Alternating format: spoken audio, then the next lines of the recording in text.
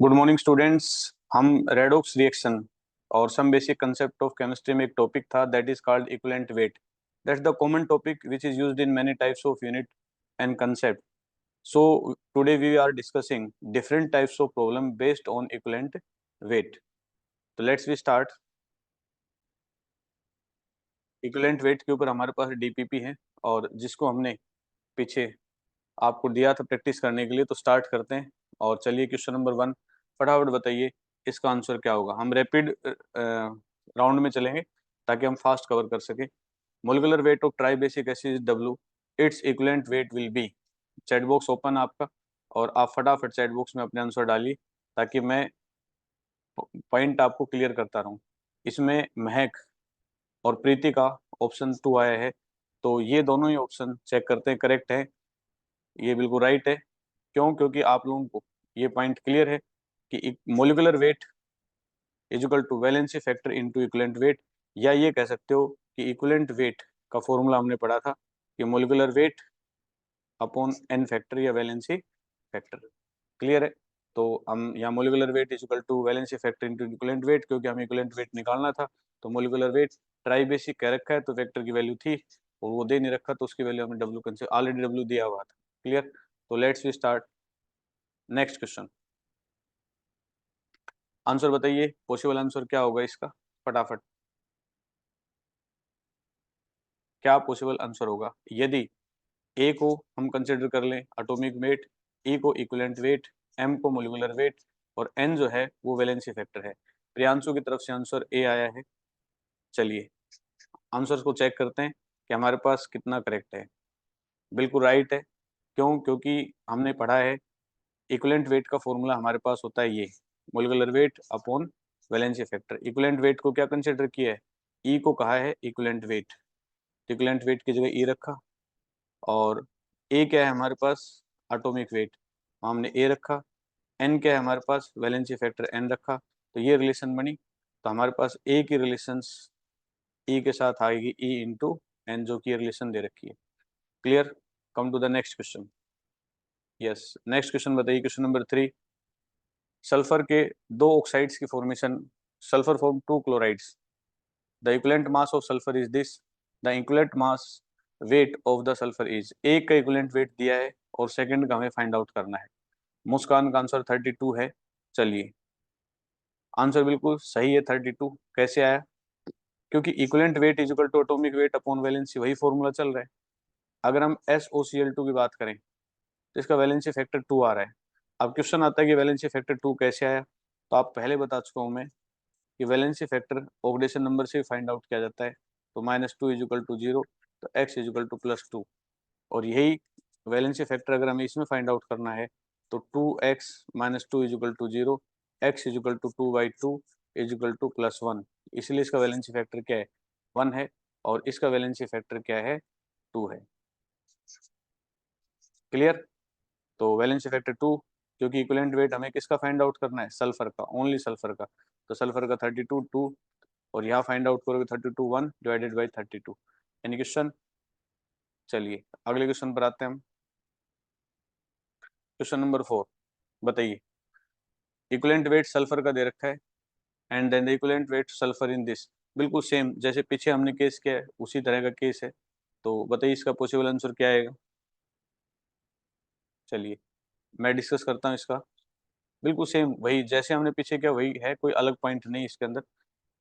Equivalent weight हमें किसका दे रखा है? सल्फर इन SO2 इज 8, ये हमें दे रखा है। भाई सल्फर का ऑलरेडी इक्विवेलेंट वेट 8 दे रखा है। तो equivalent weight of sulphur in SO3, SO3 के अंदर हमें सल्फर का बताना है। तो SO3 में इक्विवेलेंट वेट बताना है तो हमें एन फैक्टर चाहिए। तो SO3 का एन फैक्टर क्या आएगा? x - 6 is equal to 0, x is equal to 6। और सल्फर का वेट कितना होता है? 32। तो 32 बाई कितना हो जाएगा? 6। 32/6। क्लियर है? तो इसके बाद 32/6 2 3 6 16। अब आगे 16 को कैसे डिवाइड कर सकते हैं ऐसे? तो हमारे पास ऑप्शन ए जो है वो करेक्ट है। चलिए नेक्स्ट क्वेश्चन पर आते हैं हम। नेक्स्ट क्वेश्चन हमारे पास है ये question number 5। Which property of element is not variable. कौन सी प्रॉपर्टी वेरिएबल नहीं होती, फिक्स होती? वैलेंसी वेरिएबल होती है, इक्विवेलेंट वेट भी एक एलिमेंट का अलग अलग कंडीशंस में अलग अलग हो सकता है, लेकिन एटॉमिक वेट कभी वेरिएबल नहीं होता। इसलिए आंसर 2 इसका बिल्कुल सही होगा। प्रीति ने राइट आंसर दिया है। क्वेश्चन नंबर 6 बताइए। 1 gram equivalent of a substance is present in. 1 gram equivalent, 1 gram equivalent of a substance is present in. अब 1 ग्राम इक्विवेलेंट सभी में, देखो सभी में कॉमन क्या है, ऑक्सीजन है। इन सब में अगर आप ध्यान से देखोगे तो सभी में क्या है कॉमन, ऑक्सीजन है। इसमें भी ऑक्सीजन है, इसमें भी ऑक्सीजन है, यहाँ कहीं भी देख लो सभी में क्या है, ऑक्सीजन है। तो अगर हम ऑक्सीजन का ग्राम इक्विवेलेंट निकालें तो कितना आएगा बताइए। ऑक्सीजन का यदि ग्राम इक्विवेलेंट निकालें हम, equivalent mass of oxygen O2 negative, तो ऑक्सीजन का थर्ड होता है 16 होता है, 2 से डिवाइड करोगे तो कितना आएगा 8 ग्राम। ऑक्सीजन का अगर सिंगल ऑक्सीजन एटम का निकालोगे तो कितना आएगा O2 नेगेटिव, और ये आएगा 8 ग्राम आएगा। अब इसमें से देखो जितने मोल दे रखे हैं इन सभी को मास में कन्वर्ट कर लो। तो हमने कंसेप्ट पढ़ा था कि मोल को हमें मास में कन्वर्ट करना है। अंदर से जब हम बाहर जाते हैं तो क्या करते हैं, इसके अंदर मल्टीप्लाई करते हैं। मोल कितना दे रखा है 0.25, तो 0.25 इंटू ऑक्सीजन का कितना हो जाएगा 32। मल्टीप्लाई करना है, इसका कितना आएगा भी 25 दूनी 50, 25 तीन 75, 25 दूनी 50, 5 और 25 तीन 75 और 5 80, 2 के बाद लगा लो 8 ग्राम वैल्यू आ रही है इसके अंदर। पहले वाले में आ गया 8। दूसरे वाले में देखो सेकंड वाले में, इसमें कितना दे रखा है 0.5 गुणा 32 करना एक बार, 5 दूनी 10, 5 तीन 15 और एक 16.16 ग्राम आ रही है, इसलिए सेकंड ऑप्शन नहीं होगा। तीसरे में करके देख लो 32 ग्राम आएगी। चौथे में करके देख लो 8 है, और 8 गुना में कितना हो जाएगा 32, 8 दूनी 16, 8 तीन 24 और एक 25, 25.6 ग्राम आएगी। तो 1 ग्राम इक्विवेलेंट तो कितना होगा 8 ग्राम होगा, जो कि हमारे पास फर्स्ट ऑप्शन में मैच कर रहा है। इसलिए ऑप्शन 1 जो है वो करेक्ट आंसर होगा, बाकी किसी में 8 ग्राम नहीं आ रहा। ठीक है, चलिए। प्रीति क्लियर हो गया बेटा। प्रीति आपने बी ऑप्शन लिखा है, प्रियांशु ने ए लिखा है। चलिए क्वेश्चन, नेक्स्ट क्वेश्चन पर चलते हैं हम। आई होप कि कंसेप्ट आपको क्लियर हो गया होगा।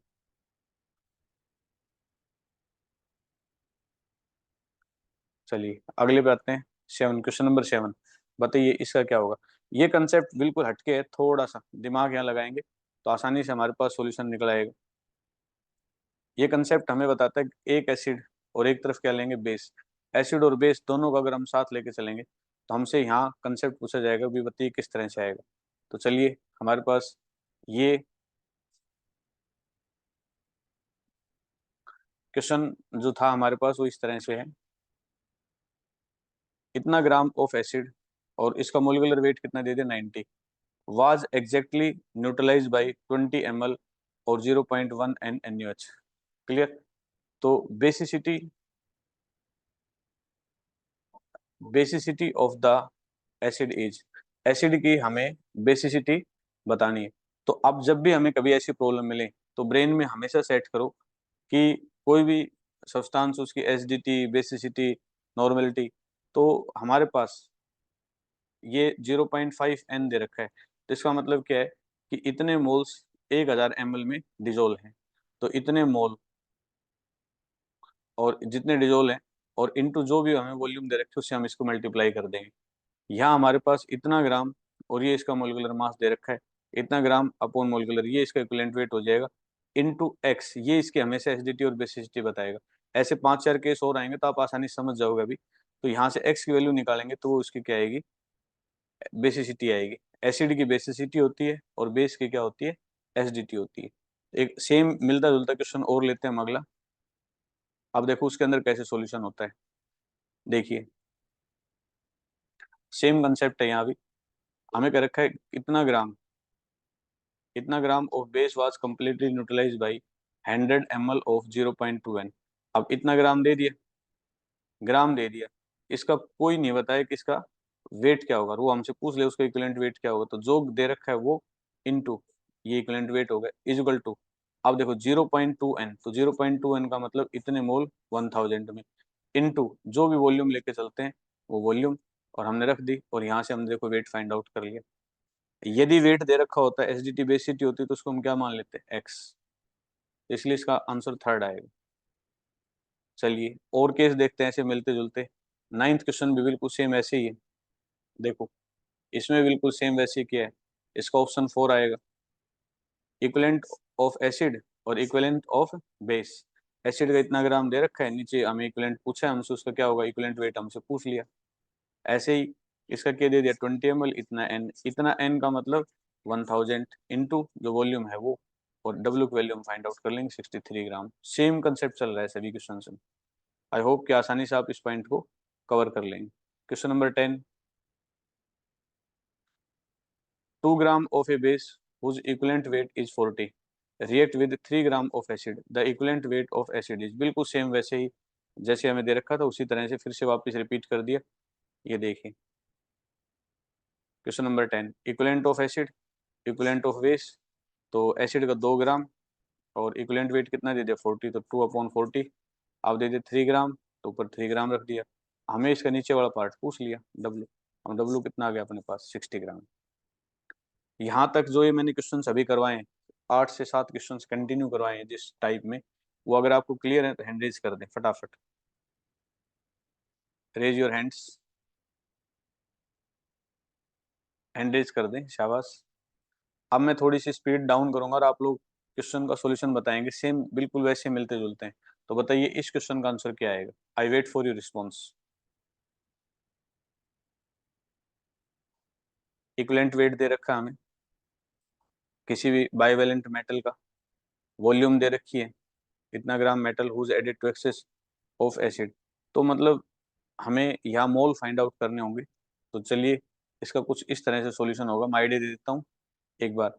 हमें मोलिकुलर वेट ऑफ मेटल कैसे निकालेंगे, equivalent weight into N factor. N factor क्यों होगा, क्योंकि बाइवेलेंट कह रखा है तो 48 ग्राम आ गया। अब नंबर ऑफ मोल्स निकाल लो। गिवन मास कितना है 12 ग्राम, मोलिकुलर मास कितना है ये 1/4, तो 0.25 मोल। इतने मोल आ जाएंगे हमारे पास आगे।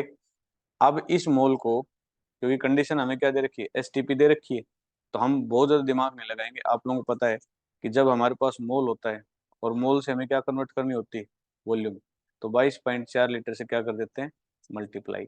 अब मोल हमारे पास कितना है 0.25, तो वॉल्यूम कितनी है 22.4। इससे हम इसकी मल्टीप्लाई करेंगे तो 5.6 लीटर हमारे पास आंसर आ जाएगा।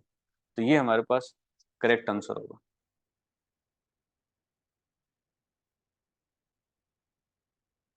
ये क्वेश्चन नंबर 12।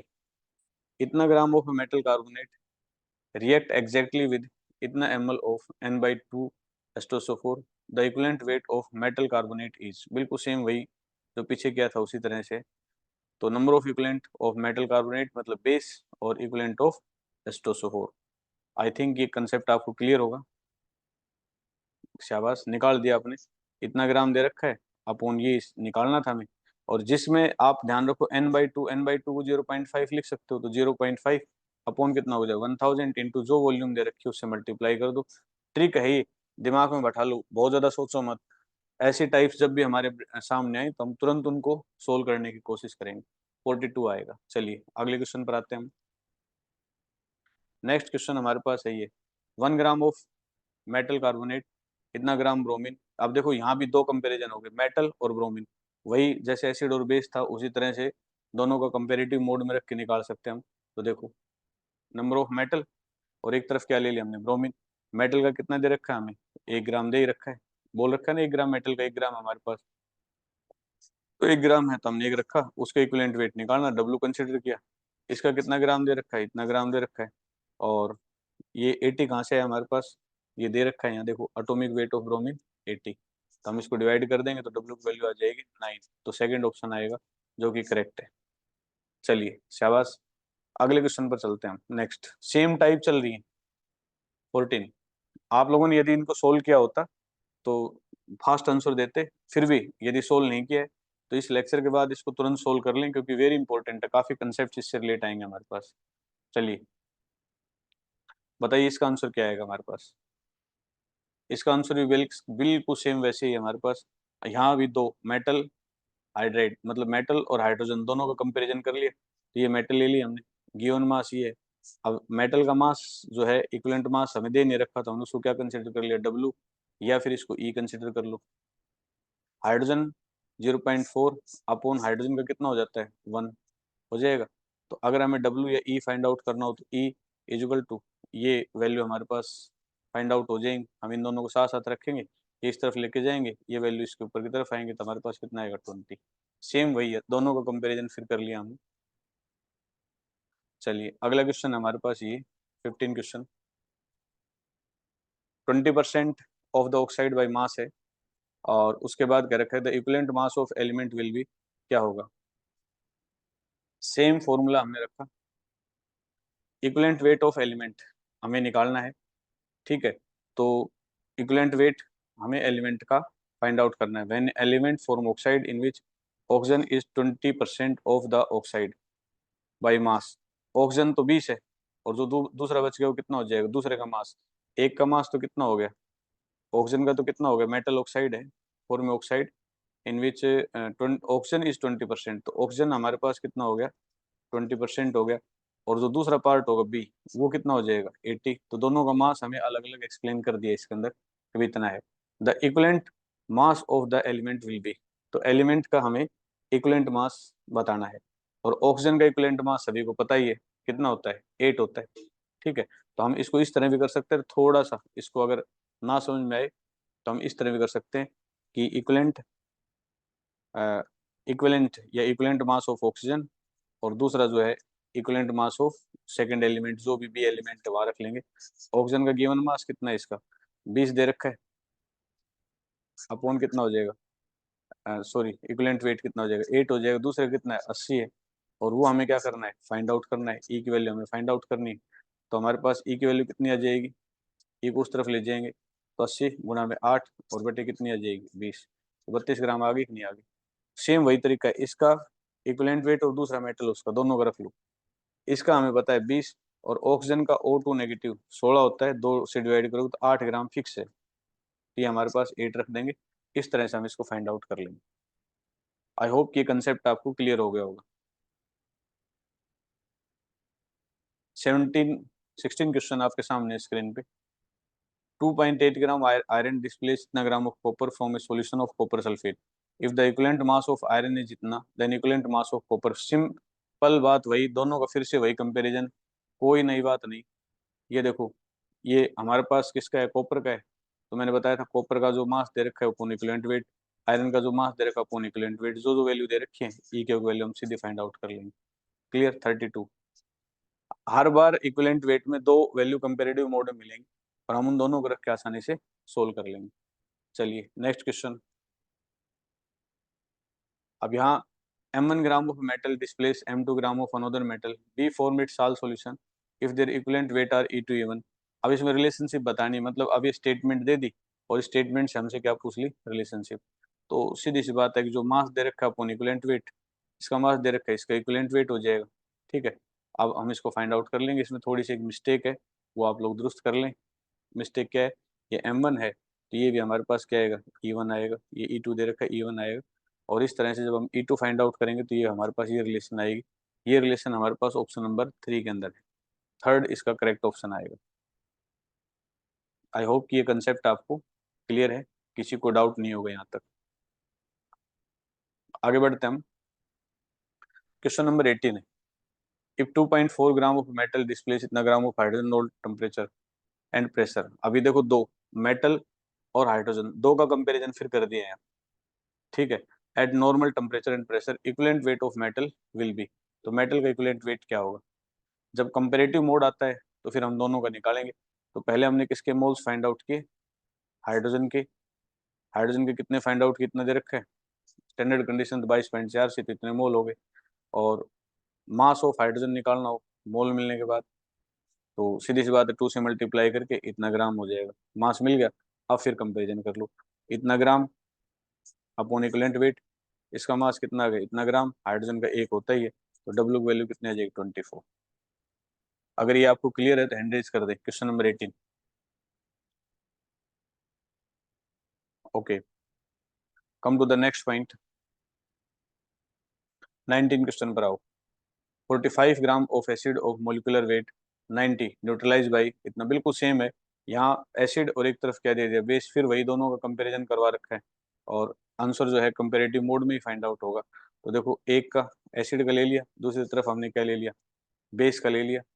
अब हमें क्या कर रखा है, 45 ग्राम ऑफ मोलिकुलर वेट 90, तो 45 अपॉन 90 इंटू क्या हो जाएगा, अपॉन 90, और हमसे neutralise by 200 ml of 5N, तो 200 ml ऑफ 5N। तो ये 1000 हम इस तरफ ले आए, लेकिन अगर थोड़ा सा पीछे पड़ते हैं वैसे करोगे तो 45 अपॉन 90। अब हमसे क्या पूछा है, बेसिसिटी पूछी, तो मैंने पहले कहा था कि अगर इस तरह से पूछी जाती है बेसिसिटी जो पूछा है तो उसको एक्स कंसिडर कर लो, फिर 200 इंटू 5N अपॉन 1000 हो गया। अब एक्स की वैल्यू फाइंड आउट करनी है, तो एक्स की वैल्यू फाइंड आउट करोगे तो 200 गुणा में 5 बटे 1000 और ये गुणा में 90 अपॉन कितना हो जाएगा, 45। 10 10 बटे 5 और 5 दूनी 10, इनकी वैल्यू 2 आएगी। सेम वही तरीका है हमारा जो एक क्वेश्चन पहले भी आया था। एसडीटी वेसिटी फाइंड आउट करना हो, x given mass upon molecular mass, ये वॉल्यूम और इनटू एन वगैरह जो भी पार्ट दे रखा होता है उसको 1000 से डिवाइड कर दो। चलिए अगले क्वेश्चन पर आते हैं हम। 20 question. The weight of two elements which combine with another are in the ratio. दो एलिमेंट्स जब जुड़ते हैं तो किस रेशियो में जुड़ते हैं, तो दो एलिमेंट्स हमेशा एक दूसरे के इक्विवेलेंट वेट में के रेशियो में जुड़ते हैं, ये पॉइंट हमेशा ध्यान रखना है हमें। क्लियर, तो थर्ड ऑप्शन आएगा इसका। 21, oxide of a metal has 32% oxygen, its equivalent weight. अब देखो मेटल ऑक्साइड मतलब मेटल और ऑक्साइड, तो मेटल का तो 32 दे दिया, अब जो बच गई वो क्या बच गई, ऑक्सीजन, दोनों का कंपैरिजन कर लो, आंसर हमारे पास आ ही जाएगा। तो देखो mass of metal equivalent weight of metal 68 upon W, mass of oxygen 32। क्यों, क्योंकि ये 32 दे रखा, तो बची हुई क्या बच गई, मेटल, और इसका इक्विवेलेंट वेट ऑक्सीजन का पता है 8 ही होता है, तो हम डिवाइड करके फाइंड आउट कर लेंगे। क्लियर। 22 क्वेश्चन। इतना ग्राम कैल्शियम इतना gram zinc were treated with excess separately produce the same amount of hydrogen. Equivalent weight of zinc का इक्विवेलेंट वेट दे दिया और कैल्शियम का इक्विवेलेंट वेट हमसे पूछ ले, फिर कंपेरेटिव, ये दोनों के रिलेशन बनाएंगे हम यहाँ दोनों के हमने क्या बनाई, रिलेशन। अब हमें फाइंड आउट क्या करना है, कैल्शियम का इक्विवेलेंट वेट फाइंड आउट करना है। तो कैल्शियम का इक्विवेलेंट इस तरफ रख लिया, बाकी इधर आ गया, तो डब्ल्यू कैल्शियम का कितना दे रखा है, इतना, जिंक का इक्विवेलेंट वेट इतना दे रखा है, ये इसकी दे रखी है, तो 20 ग्राम हमारे पास आंसर आ जाएगा। आई होप कि ये कंसेप्ट आपको क्लियर हो गया होगा। रेज योर हैंड्स, 22 क्वेश्चन अगर क्लियर है तो हैंड रेज कर दे, हैंड रेज कर दे। 22 क्लियर है तो raise your hands. Okay, and last question 23। ये हमें दे रखा है इतना ग्राम metallic chloride contain 35 gram of chlorine, the equivalent mass of the metal is. तो मेटल का जो मास पूछा वो हमसे पूछा कितना होगा। सेम मेथड हम फॉलो करेंगे। तो एटॉमिक वेट ऑफ मेटल जो है, मेटल का सबसे पहले हम एटॉमिक वेट फाइंड आउट करेंगे। तो इतना ग्राम ऑफ मेटल क्लोराइड दोनों का मिक्स था ये, तो मोलिकुलर वेट और एटॉमिक वेट ऑफ क्लोरीन, तो मोलिकुलर कितना था 74, तो ये हमारे पास मेटल का आ गया। तो मेटल का अलग हो गया, क्लोरीन का अलग, आप कंपेरिजन कर लो। मेटल का कितना दे रखा है ये हमें, और क्लोरीन का कितना दे रखा है, ठीक है। इसका इक्विवेलेंट वेट ऑलरेडी हमें, equivalent weight of chlorine, chlorine का 35 अपॉन वैलेंसी फैक्टर 1 होता है, तो इतना ही आएगा, तो वो हम रख देंगे इसके बाद, और मेटल का इक्विवेलेंट वेट हम फाइंड आउट कर लेंगे जो कि 39 के आसपास आएगा। आई होप कि ये कंसेप्ट आपको क्लियर हो गया होगा।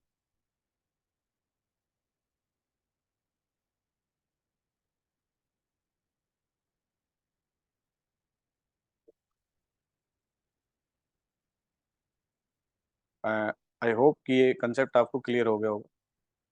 चलिए, आज हमने इक्विवेलेंट वेट को डिस्कस किया, और सामान्य कंसेप्ट है जिसमें हमने बेसिक ट्रिक को इस्तेमाल किया है, चाहे साल्ट की बात करें, एसिड की बात करें, बेस की बात करें, मेटल की बात करें, आयनिक कंपाउंड की बात करें, तो सभी केसेस के अंदर हमारे पास ये कंसेप्ट जो है लगा के और इक्विवेलेंट वेट की प्रॉब्लम सोल्व कर सकते हैं। तो आई होप कि आपको सभी को समझ में आया होगा। आज के लेक्चर के लिए थैंक यू, धन्यवाद।